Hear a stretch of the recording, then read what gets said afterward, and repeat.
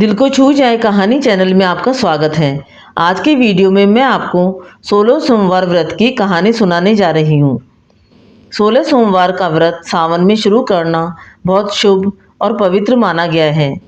शिव पुराण के अनुसार मनोकामना पूर्ति और अच्छे वर या वधु के लिए 16 सोमवार का व्रत किया जाता है। 16 सोमवार का व्रत करने से भगवान शिव और माता पार्वती की कृपा प्राप्त होती है और जीवन के सभी क्षेत्रों में सफलता मिलती है।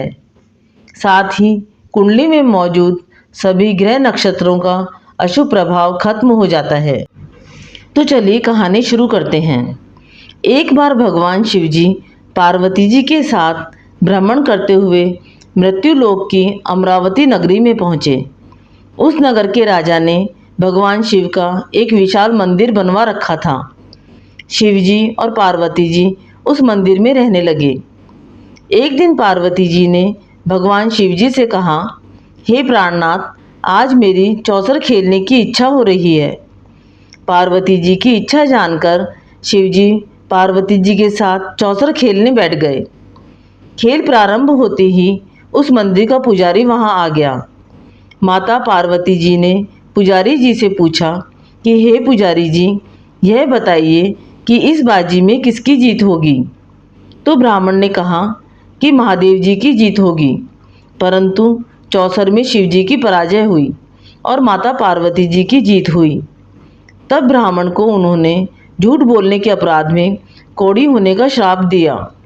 शिवजी और पार्वती जी उस मंदिर से कैलाश पर्वत लौट गए और पार्वती जी के श्राप के कारण पुजारी कोढ़ी हो गया। नगर के सभी स्त्री पुरुष उस पुजारी की परछाई से भी दूर दूर रहने लगे। कुछ लोगों ने राजा से पुजारी के कोढ़ी हो जाने की शिकायत की, तो राजा ने किसी पाप के कारण पुजारी के कोढ़ी हो जाने का विचार कर उसे मंदिर से निकलवा दिया। उसकी जगह दूसरे ब्राह्मण को पुजारी बना दिया। कोढ़ी पुजारी मंदिर के बाहर बैठकर भिक्षा मांगने लगा। कई दिनों के पश्चात स्वर्गलोक की कुछ अप्सराएं उस मंदिर में पधारीं और उसे देखकर कारण पूछा। पुजारी ने निसंकोच उन्हें भगवान शिव और पार्वती जी के चौसर खेलने और पार्वती जी के श्राप देने की सारी कहानी सुनाई। तब अप्सराओं ने पुजारी से 16 सोमवार का विधिवत व्रत रखने को कहा। पुजारी द्वारा पूजन विधि पूछने पर अप्सराओं ने कहा, सोमवार के दिन सूर्योदय से पहले उठकर स्नान आदि से निवृत्त होकर स्वच्छ वस्त्र पहनकर आधा सेर गेहूं का आटा लेकर उसके 3 अंग बनाना, फिर घी का दीपक जलाकर गुड़, नैवेद्य, बेलपत्र, चंदन, अक्षत, फूल, जनेऊ का जोड़ा लेकर प्रदोष काल में भगवान शिव की पूजा अर्चना करना। पूजा के बाद 3 अंगों में से एक अंग भगवान शिव को अर्पण करके एक आप ग्रहण करें। शेष 2 अंगों को भगवान का प्रसाद मानकर वहां उपस्थित स्त्री पुरुषों और बच्चों को बांट देना। इस तरह व्रत करते हुए जब 16 सोमवार बीत जाएं, तो 17वें सोमवार को 1 पाव आटे की बाटी बनाकर उसमें घी और गुड़ मिलाकर चूरमा बनाना। फिर भगवान शिव को भोग लगाकर वहां उपस्थित स्त्री पुरुष और बच्चों को प्रसाद बांट देना। इस तरह 16 सोमवार व्रत करने और व्रत कथा सुनने से भगवान शिव तुम्हारे कोढ़ को नष्ट करके तुम्हारी सभी मनोकामनाएं पूरी कर देंगे। इतना कहकर अप्सराएं स्वर्गलोक को चली गईं।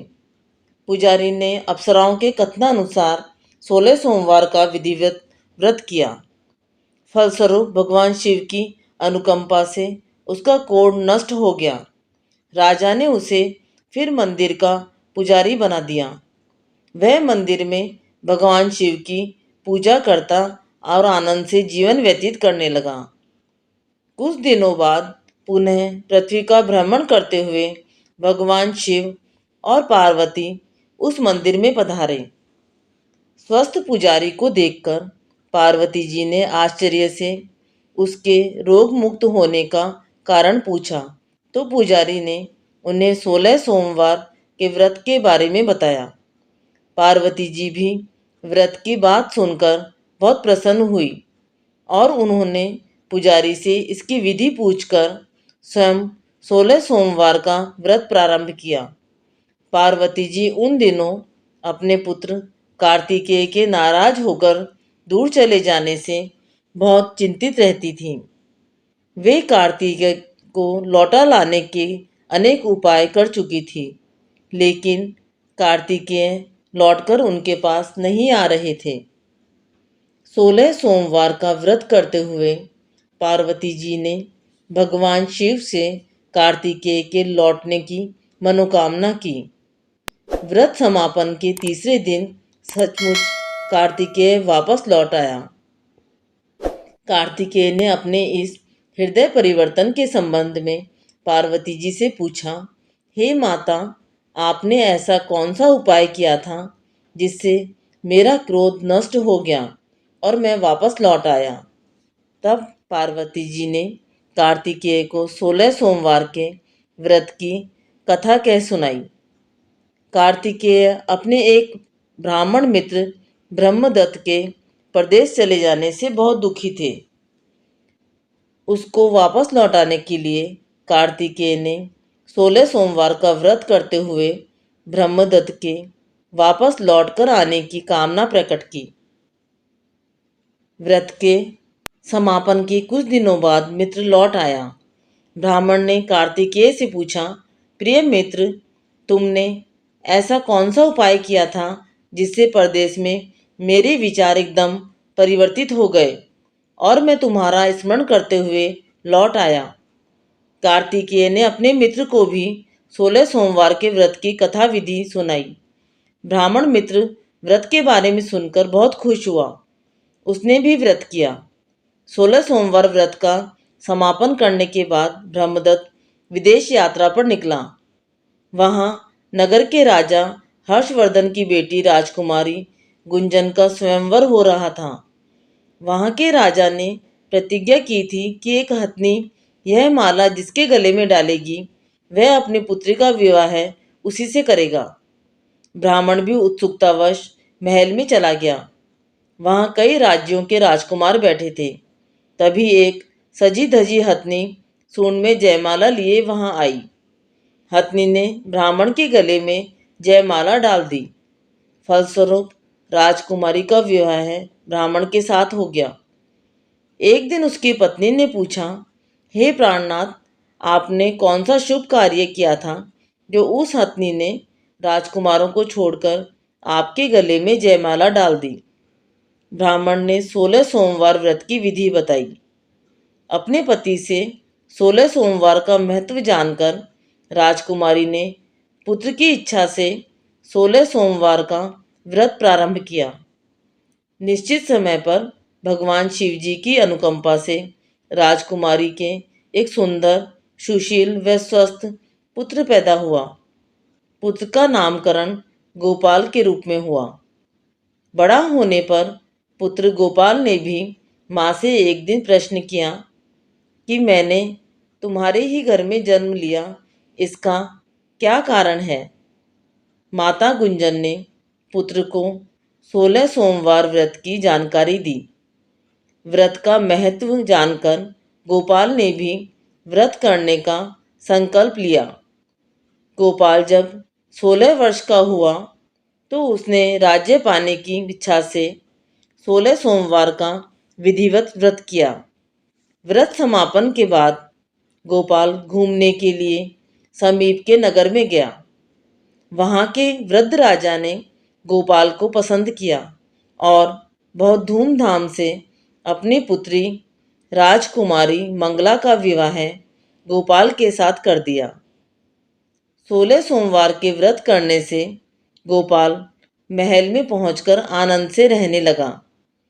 2 वर्ष बाद वृद्ध राजा का निधन हो गया तो गोपाल को उस नगर के राजा बना दिया गया। इस तरह 16 सोमवार व्रत करने से गोपाल की राज्य पाने की इच्छा पूर्ण हो गई। राजा बनने के बाद भी वह विधिव्रत 16 सोमवार का व्रत करता रहा।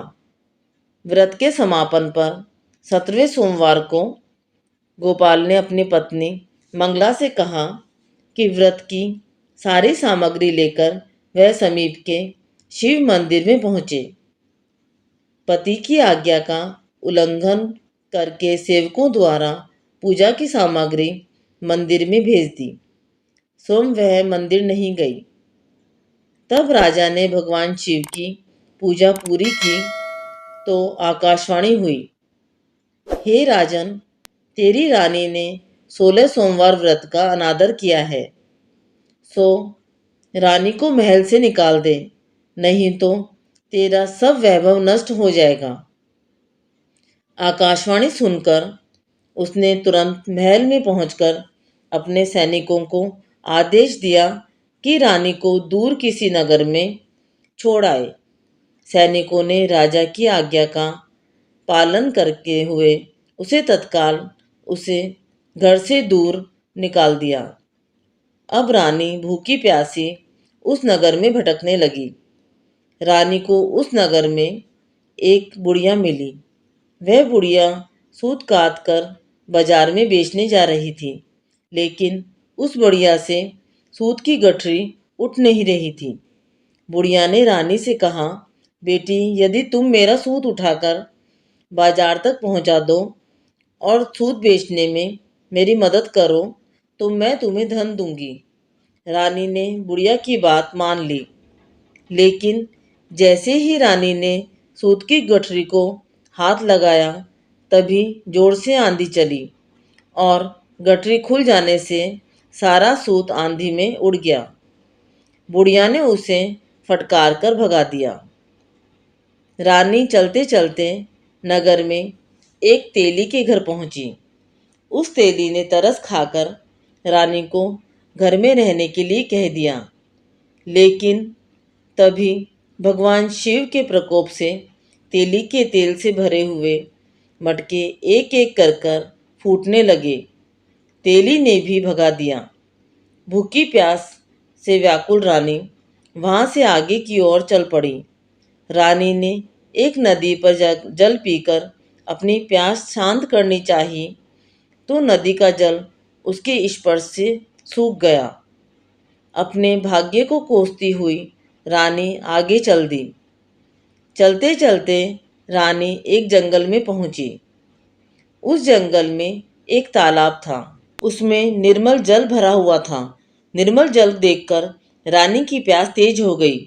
जल पीने के लिए रानी ने तालाब की सीढ़ियां उतरकर जैसे ही जल को स्पर्श किया, तभी उस जल में असंख्य कीड़े उत्पन्न हो गए। रानी ने दुखी होकर उस गंदे जल को पीकर अपनी प्यास शांत की। रानी ने एक पेड़ की छाया में बैठकर कुछ देर आराम करना चाहा, तो उस पेड़ के पत्ते पल भर में सूखकर बिखर गए। रानी दूसरे पेड़ के नीचे जाकर बैठी। जिस पेड़ के नीचे बैठती वही सूख जाता। वन और सरोवर की यह दशा देखकर वहां के ग्वाले बहुत हैरान हुए। ग्वाले रानी को समीप के मंदिर में पुजारी जी के पास ले गए। रानी के चेहरे को देखकर ही पुजारी जान गए कि रानी अवश्य किसी बड़े घर की है। भाग्य के कारण दर दर भटक रही है।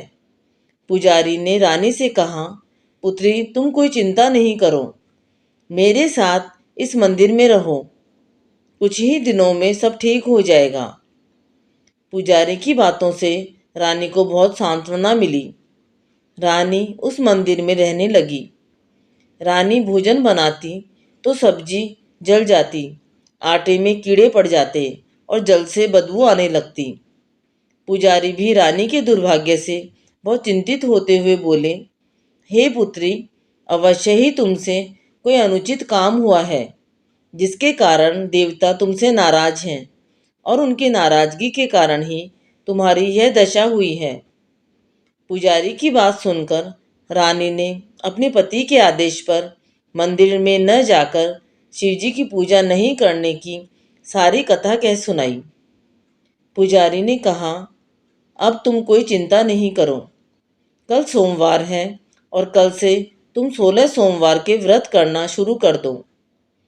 भगवान शिव अवश्य तुम्हारे दोषों को क्षमा करेंगे। पुजारी जी की बात मानकर रानी ने 16 सोमवार के व्रत प्रारंभ कर दिए।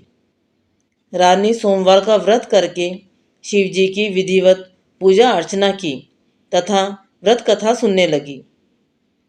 जब रानी ने 17वें सोमवार को विधिवत व्रत का समापन किया तो उधर उसके पति राजा के मन में रानी की याद आई।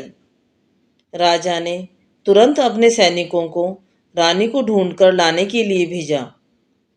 रानी को ढूंढते हुए सैनिक मंदिर में पहुंचे और रानी से लौटकर चलने के लिए कहा, लेकिन पुजारी ने सैनिकों से मना कर दिया और सैनिक निराश होकर लौट गए। उन्होंने लौटकर राजा को सारी बात बताई। राजा स्वयं उस मंदिर में पुजारी के पास पहुंचे और रानी को महल में से निकाल देने के कारण पुजारी जी से क्षमा मांगी। पुजारी ने राजा से कहा, यह सब भगवान शिव के प्रकोप के कारण हुआ है। इतना कहकर रानी को विदा किया। राजा के साथ रानी महल में पहुंची। महल में बहुत खुशियां मनाई गई। पूरे नगर को सजाया गया। राजा ने ब्राह्मण को अन्न, वस्त्र और धन का दान किया। नगर में निर्धनों को वस्त्र बांटे गए। रानी 16 सोमवार का व्रत करते हुए महल में आनंद पूर्वक रहने लगी। भगवान शिव की अनुकंपा से उसके जीवन में सुख ही सुख भर गए। 16 सोमवार के व्रत करने और कथा सुनने से मनुष्य की सभी मनोकामनाएं पूरी होती हैं और जीवन में किसी तरह की कमी नहीं होती है। स्त्री पुरुष आनंद पूर्वक जीवन व्यापन करते हुए मोक्ष को प्राप्त करते हैं। आपको ये कहानी अच्छी लगी तो कहानी को लाइक व शेयर करें। चैनल को सब्सक्राइब करें। कहानी सुनने के लिए धन्यवाद।